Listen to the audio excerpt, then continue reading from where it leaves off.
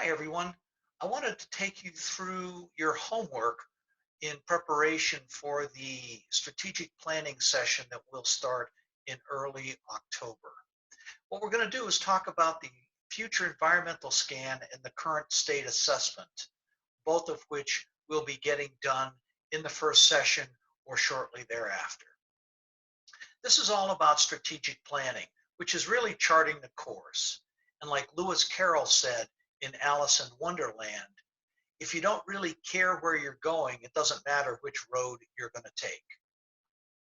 We know that. We've done this kind of planning before. And so what we're going to do is get going in the right direction. But here's the challenge.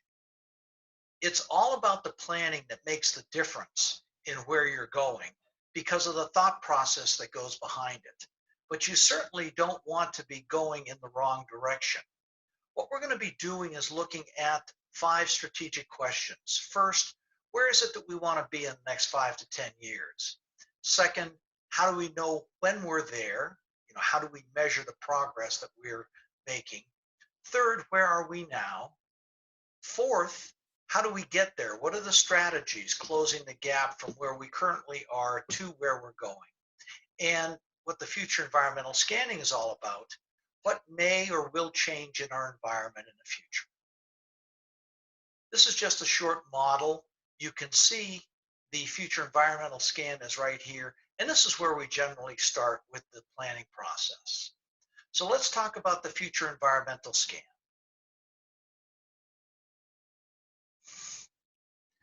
What we're going to do is divide up into 7 teams. We've got 11, 12 people on the core team. So some of you will be on one team by yourself, and some of you will be on a team with another one of your core team members. With this, you're going to have 3, 5, 7 other people, stakeholders, people throughout the organization as part of your team. And you're going to look at these 7 areas: socio-demographics, competition, economics and environment, political, technology, industry, i.e. higher ed, what's going on, and then your customers, which are your students, your business people that you're sending students to, and parents, and then suppliers. So these are the 7 areas that you're going to be focusing on for the future environmental scan. Now, what you're looking for really is paradigm shifts. And here's an example of a number of paradigm shifts that have happened over the last few years. For example, Swiss watches.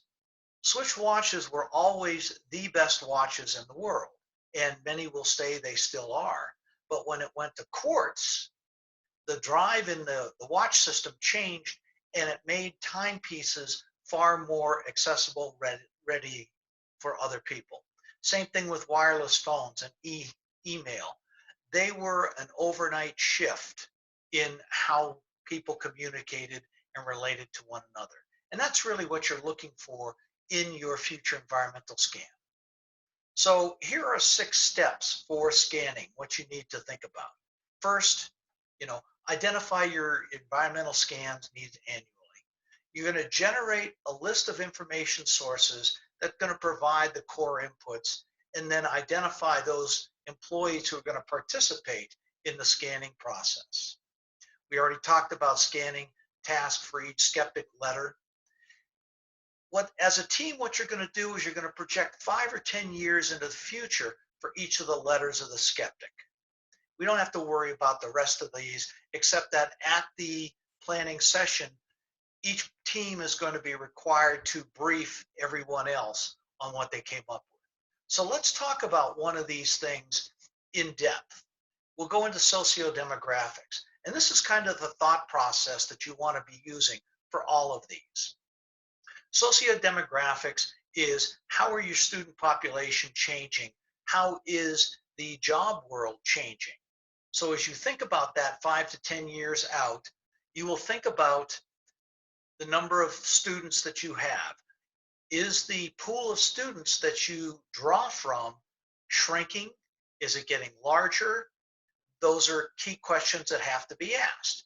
So we all know that the number of traditional college age students is decreasing.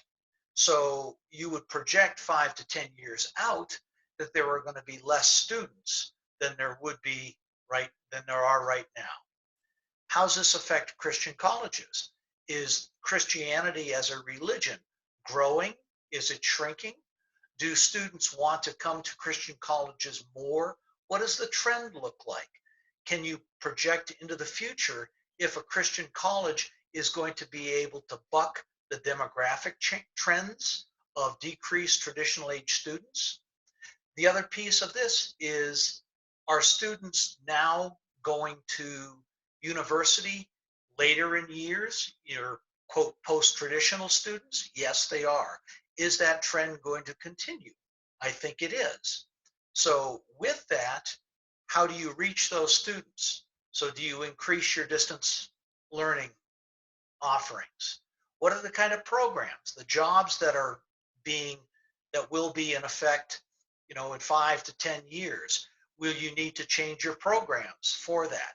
This is just an example of socio-demographics, and you'll need to come up with a list of 10 things that you think are going to happen for each one of the letters of the skeptic. Okay, so that's skeptic, and that's the future environmental scan. The current state assessment we use, and that's the today area here, we use the SWOTT, which is strengths, weaknesses, opportunities, threats, and trends. Strengths and weaknesses are internal to the organization, things that we at Masters do well or we don't do well. The opportunities and threats are external to the organization. They should come from the implications of your future environmental scan, but they should be set right now in what's going on. And then the trends are what you're seeing most external to the organization.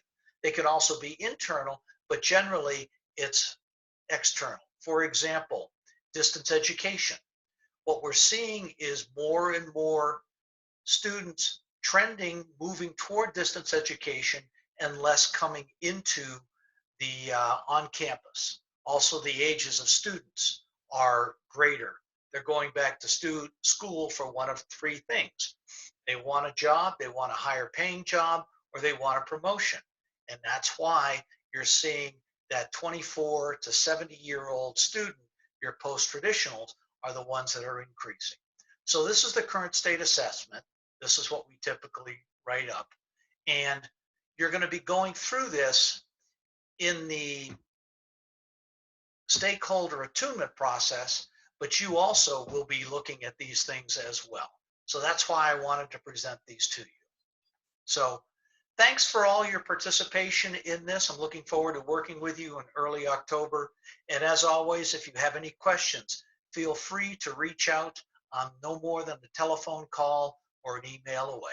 Thanks.